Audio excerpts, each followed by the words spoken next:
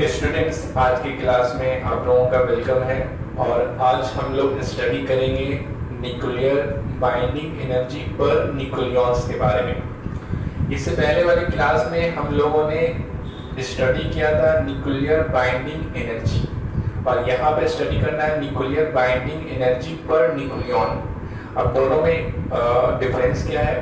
तो nuclear binding energy, इसके बारे में हम लोगों ने इससे पहले वाली क्लास में स्टडी किया था कि न्यूक्लियर बाइंडिंग एनर्जी किसे कहते हैं। तो किसी भी न्यूक्लियस में प्रेजेंट न्यूक्लियॉन्स को अलग अलग करने में जितनी एनर्जी की जरूरत पड़ती है, उस एनर्जी को कहते हैं न्यूक्लियर बाइंडिंग एनर्जी। किसी भी न्यूक्लियस में प्रेजेंट न्यूक्लियॉन्स को यानी प्रोटॉन और न्यूट्रॉन को अलग अलग करने में जितनी एनर्जी की जरूरत पड़ती है, उस एनर्जी को कहा जाता है न्यूक्लियर बाइंडिंग एनर्जी। अब किसी भी न्यूक्लियस में बहुत सारा न्यूक्लियॉन्स हो सकता है, तो यहाँ पर जो न्यूक्लियर बाइंडिंग एनर्जी होता है वो किसी भी न्यूक्लियस में प्रेजेंट एक से ज्यादा यानी बहुत सारा उसमें अगर न्यूक्लियॉन्स है तो उसको अलग करने में कितना एनर्जी लग रहा है, उसके बारे में यहाँ पर हम लोग इसके बारे में ये बतलाता है। अब किसी न्यूक्लियस में अगर 5 न्यूक्लियॉन्स हैं, किसी में अगर 8 न्यूक्लियॉन्स है, तो 8 न्यूक्लियॉन्स को अलग अलग करने में जितना एनर्जी लगेगा उसे कहेंगे न्यूक्लियर बाइंडिंग एनर्जी उस न्यूक्लियस का। इसी तरह से अगर किसी न्यूक्लियस में 10 न्यूक्लियॉन्स है, 5 प्रोटॉन है और 5 न्यूट्रॉन है, तो 5 प्रोटॉन और 5 न्यूट्रॉन को अलग अलग करने में जितनी एनर्जी लगेगी, उस एनर्जी को कहेंगे उस न्यूक्लियस का न्यूक्लियर बाइंडिंग एनर्जी। अब यहाँ पर आज हम लोग को पढ़ना है nuclear binding energy per nucleon. ये क्या होता है? तो ये इसका डेफिनेशन ये है कि किसी भी न्यूक्लियस में प्रेजेंट एक प्रोटॉन और एक न्यूट्रॉन को अलग करने में जितनी एनर्जी की जरूरत पड़ती है, उस एनर्जी को कहते हैं nuclear binding energy per nucleon. यानी एक प्रोटॉन और एक न्यूट्रॉन को अलग करने में, एक प्रोटॉन और एक न्यूट्रॉन को अलग करने में जिस एनर्जी की जरूरत पड़ती है, उस एनर्जी को कहा जाता है nuclear binding energy per nucleon. तो यहाँ पर सिर्फ न्यूक्लियर बाइंडिंग एनर्जी एक न्यूट्रॉन और एक प्रोटॉन और एक न्यूट्रॉन को अलग करने में जो एनर्जी लगेगा उसे कहते हैं। तो इसके बारे में पहले क्वेश्चन दिखाएगा कि define nuclear binding energy per nucleon. तो आप लोग अपने कॉपी में लिखे nuclear binding energy per nucleon, और इसके बाद आंसर में लिखे the ratio of nuclear binding energy, the ratio of nuclear binding energy to the number of nucleons, to the number of nucleon is called nuclear binding energy per nucleon, is called nuclear binding energy per nucleon। और stop के बाद लिखे it is denoted by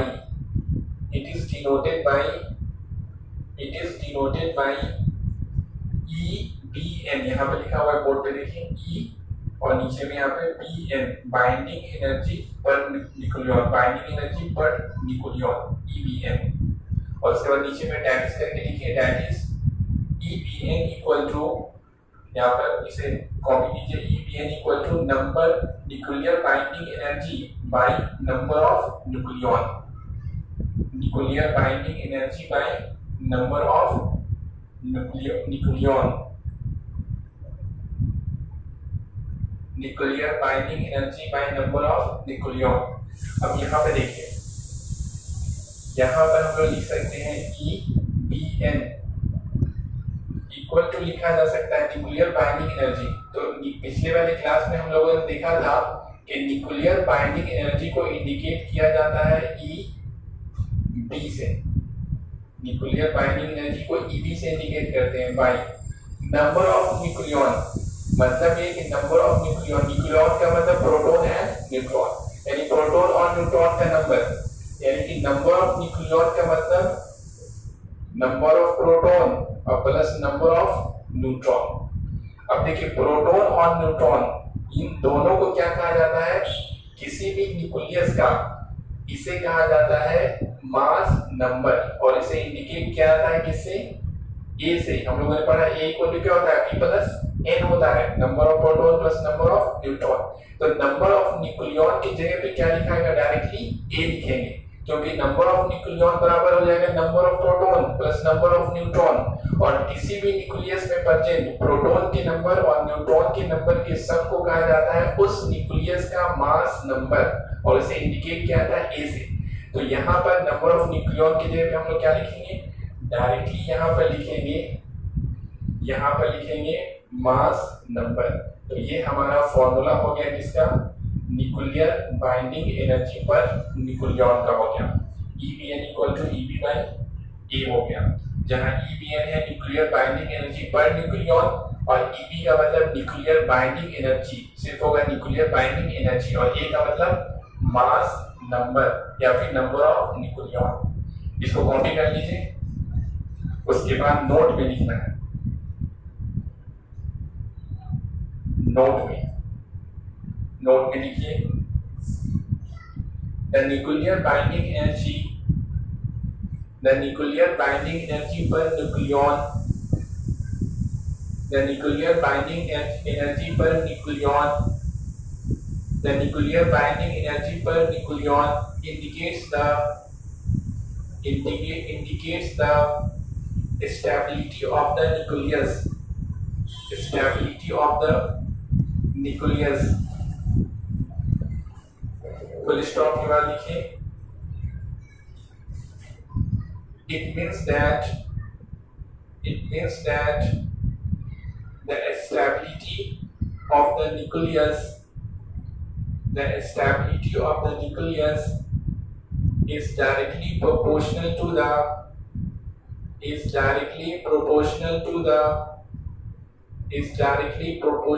the nuclear binding energy per nucleon, full stop। the nucleus having more nuclear binding energy, the nucleus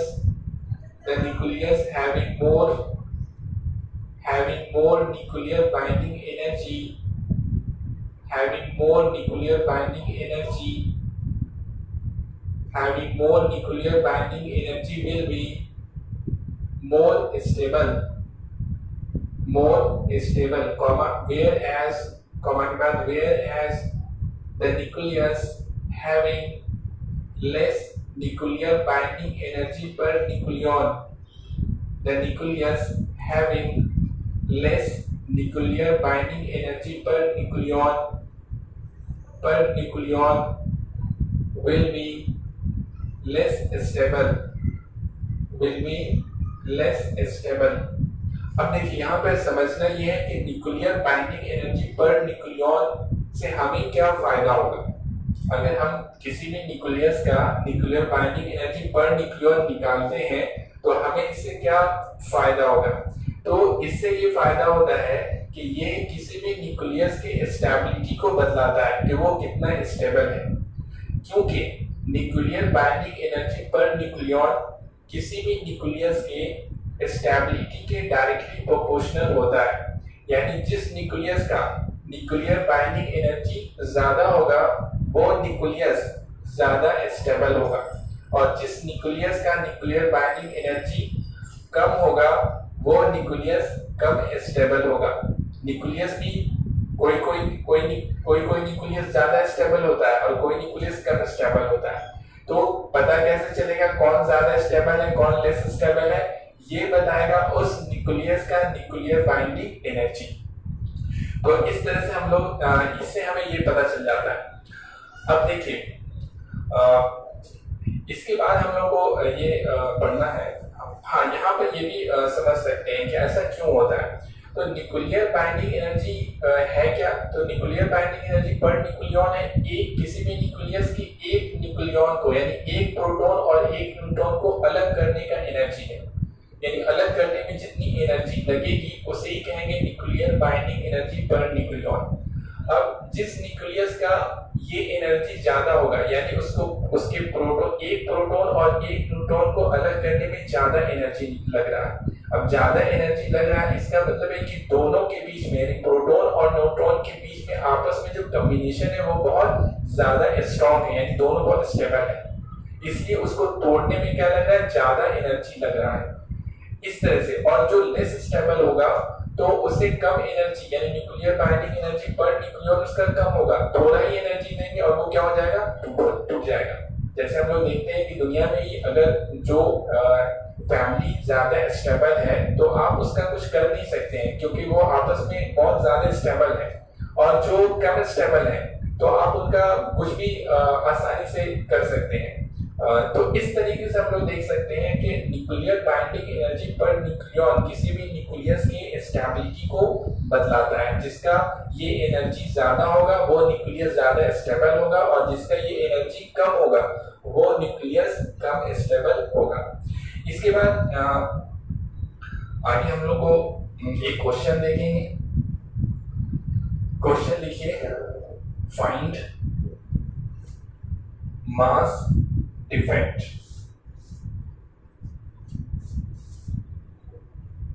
find mass defect and nuclear binding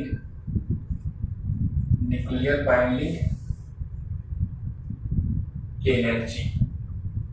और ये किस में निकालना है? तो मेगा इलेक्ट्रॉन वोल्ट में निकालना है। अगर क्वेश्चन में यहाँ पे ब्रैकेट में लिखा हुआ है मेगा इलेक्ट्रॉन वोल्ट, इसका मतलब है कि nuclear binding energy mega electron volt में निकालना है।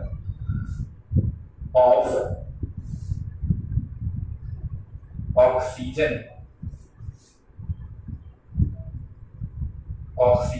न्यूक्लियस, ऑक्सीजन न्यूक्लियस का निकालना है।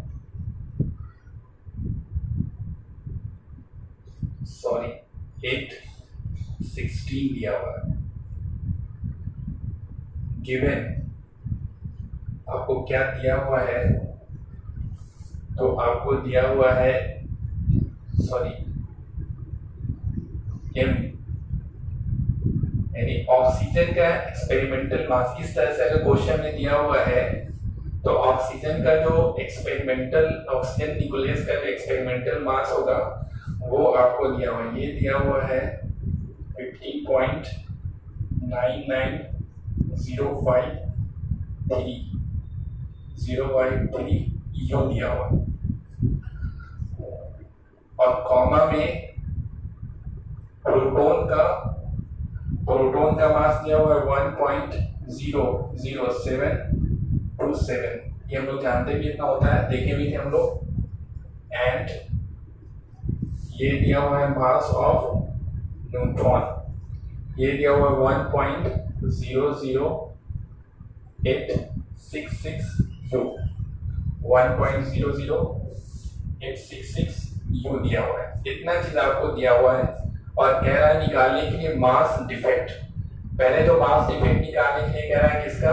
ऑक्सीजन न्यूक्लियस का O816 का दिया हुआ है, निकालने के लिए कह रहा है। तो हम लोग लिखेंगे आंसर। ये तो क्वेश्चन में दिया हुआ है, और हम लोग यहाँ से क्या क्या निकाल सकते हैं, क्या क्या हम लोगों के लिए दिया हुआ है ये समझना है। सबसे पहले ऑक्सीजन का एटॉमिक नंबर दिया हुआ है, यानी Z का वैल्यू दिया हुआ है कितना? 8 दिया हुआ है, और मास नंबर दिया हुआ है कितना? 16 दिया हुआ है, इसको लिखेंगे। उसके बाद प्रोटॉन का मास दिया हुआ है और न्यूट्रॉन का भी मास दिया हुआ है, और ये जो एक्सपेरिमेंटल वैल्यू है ये कौन सा वैल्यू दिया हुआ है? m का मतलब एक्सपेरिमेंटल वैल्यू भी आपको दिया हुआ है। ये एक्सपेरिमेंटल वैल्यू दिया हुआ है कितना? 15.99053 यू दिया हुआ है। तो हम लोग लिखेंगे वी नो दैट हम लोग क्या जानते हैं? Mass defect. मास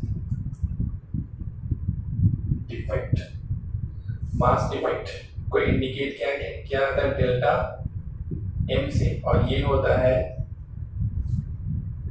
जेड एम टी प्लस ए माइनस जेड और एम एन, और माइनस होता है एक्सपेरिमेंटल मास। तो ये फॉर्मूला हमने दिखाया था। तो यहाँ पर हम लोग वैल्यू क्या करेंगे, पुट करेंगे। तो देखिए वैल्यू पुट करेंगे, z का वैल्यू कितना 8 है, into mp mass of proton यहाँ पे दिया हुआ है, क्वेश्चन में दिया 1.00727 प्लस a का वैल्यू कितना है 16 माइनस z का वैल्यू दिया हुआ है 8 इनटू मास ऑफ न्यूट्रॉन। तो न्यूट्रॉन का मास कितना दिया हुआ है वहां पे 1.00866, ये ब्रैकेट बंद हो गया माइनस। उसके बाद एक्सपेरिमेंटल ऑक्सीजन का जो न्यूक्लियस, ऑक्सीजन के न्यूक्लियस का जो एक्सपेरिमेंटल मास है वो दिया हुआ है आपको, एक्सपेरिमेंट से जो निकाला गया, तो वो दिया हुआ 15.99053 दिया हुआ है। तो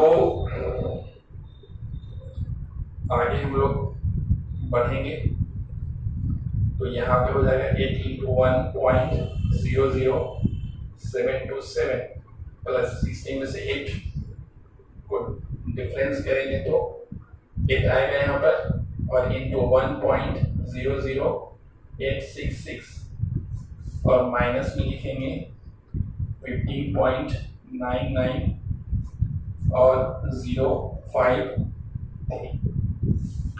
इसके बाद डेल्टा एम इक्वल टू, देखिए यहाँ पर अब इन दोनों को मल्टीप्लाई करेंगे और दोनों को फिर ऐड करेंगे। तो ऐड करने के बाद वैल्यू आएगा, हम डायरेक्टली लिख दे रहे हैं, आप घर पे करके देख लीजिएगा और अपने से करके देख लीजिएगा। 16 पॉइंट आएगा 12744 वैल्यू आएगा, माइनस ये तो इतना का वैल्यू आ गया, यहाँ से ये लिखा आएगा 15.9905 आ गया। अब इन दोनों को क्या करेंगे, इन दोनों को डिफरेंशिएट करेंगे। तो यहाँ के बाद हम लोग यहाँ जा रहे हैं, तो यहाँ पे लिखेंगे डेल्टा एम। तो डेल्टा एम का वैल्यू कितना आ जाएगा, 4 में से 3 को सब्ट्रैक्ट करेंगे तो कितना आएगा 1 आएगा, यहाँ पे लिखेंगे 1, और उसके बाद 4 है और यहाँ 5 है, तो 14 में से 5 को करेंगे तो आ जाएगा 9। फिर उसके बाद यहाँ पे 6 हो जाएगा और 6 में से 0 तो 6 ही रहेगा। उसके बाद यहाँ पे 2 है तो 12 होगा, 12 में से 9 को करेंगे तो आ जाएगा 3, और यहाँ पे 0 हो गया, 1 यहाँ से लेंगे तो 10, 10 में से 9 को करेंगे तो 1 पॉइंट हो जाएगा उधर, 5 में से 5 ये 0 हो जाएगा, 0 0। ठीक है, इतना वैल्यू आ गया हमारा, क्या गया u का वैल्यू आ गया, यानी 0.1369 u आ गया। ये हमारा मास डिफेक्ट निकल गया। मास डिफेक्ट निकल गया किस चीज में, ये यूनिट है हम लोग का, एटॉमिक मास यूनिट में निकल गया। अगर आपको मास डिफेक्ट अगर निकालना है इलेक्ट्रॉन वोल्ट में निकालना है या फिर जूल में निकालना है तो 1 u इक्वल केजी में निकालना है तो 1 u इक्वल टू, हम लोग पढ़े थे कि 1.66 इंटू 10 टू द पावर -26 होता है केजी। तो इस तरह से आप कन्वर्ट कर सकते हैं इसको, लेकिन मास डिफेक्ट के बारे में कुछ कह नहीं रहा है कि किस में निकालना है, इसलिए हम लोग इसको ऐसे ही छोड़ देंगे। उसके बाद हम निकालेंगे nuclear binding energy. Now nuclear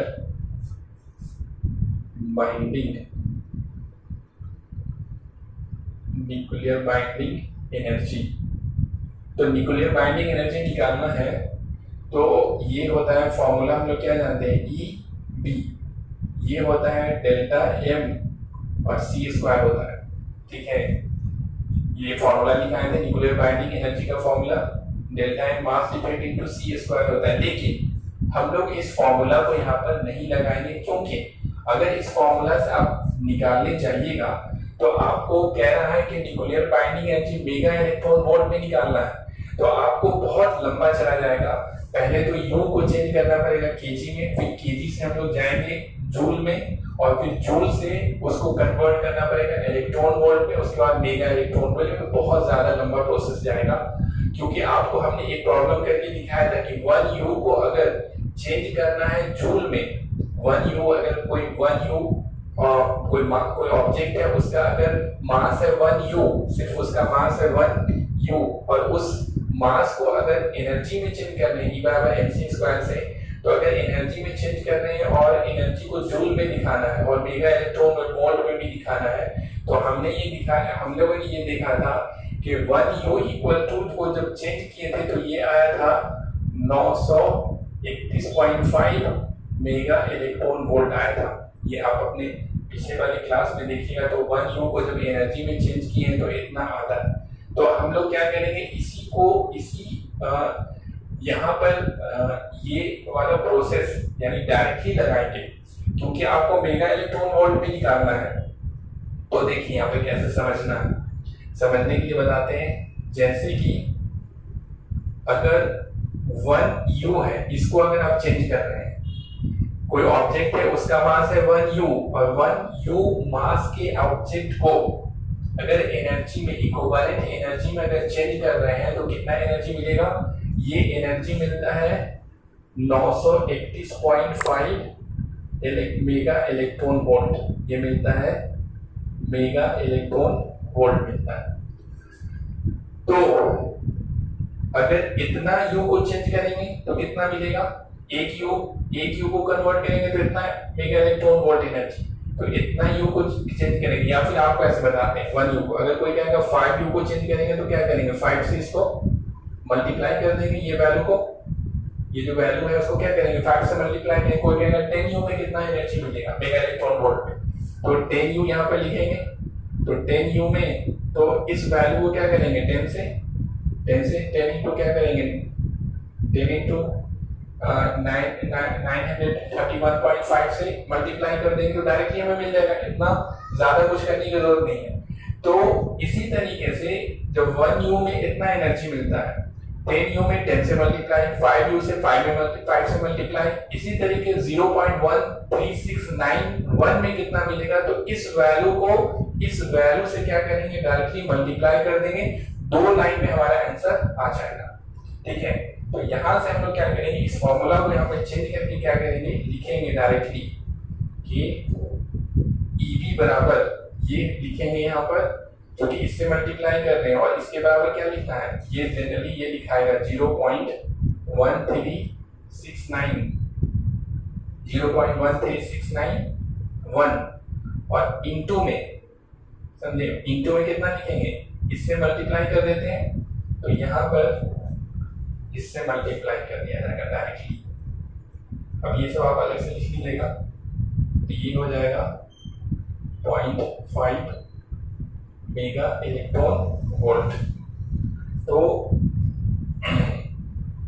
और आप यहाँ पे फॉर्मूला बना सकते हैं, अगर इस तरह का अगर फॉर्मूला है तो एक फॉर्मूला बना देते हैं यहाँ पर भी।